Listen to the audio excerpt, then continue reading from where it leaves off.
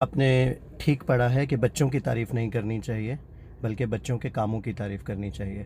آپ نے دیکھا ہوگا ہماری پریکٹس ہے یہ کہ والدین یا اساتذہ بچوں کی تعریف کچھ اس طرح سے کرتا ہے: عبداللہ آپ بہت اچھے ہیں، عبداللہ آپ مجھے بہت اچھے لگتا ہیں۔ تو آپ بچوں کی جب ڈائریکٹ پریز کرتے ہیں چاہے والدین یا اساتذہ، تو بچوں میں ایروگنس اور بچوں کے اندر ایک ایسا وہ فیل کرنا شروع کرتے ہیں کہ وہ بہت سپر ہیں۔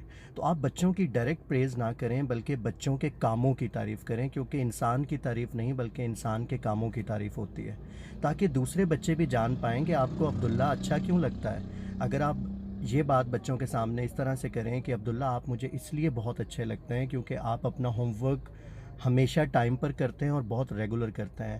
آمنہ آپ مجھے بہت اچھی اس لیے لگتی ہیں کیونکہ آپ دوسروں کا خیال رکھتی ہیں اور ہر طرح سے بہت کوآپریٹیو ہیں۔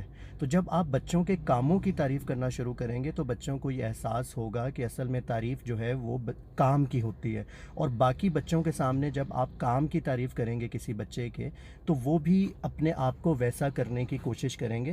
تو اس ویڈیو پیغام کا مقصد یہ ہے کہ والدین اور اساتذہ بچوں کی ڈائریکٹ پریز کرنے کے بجائے بچوں کے کاموں کی تعریف کریں، تاکہ ہم ایک بہترین معاشرہ جو ہے اس کی بنیاد ڈال سکیں۔ اللہ حافظ۔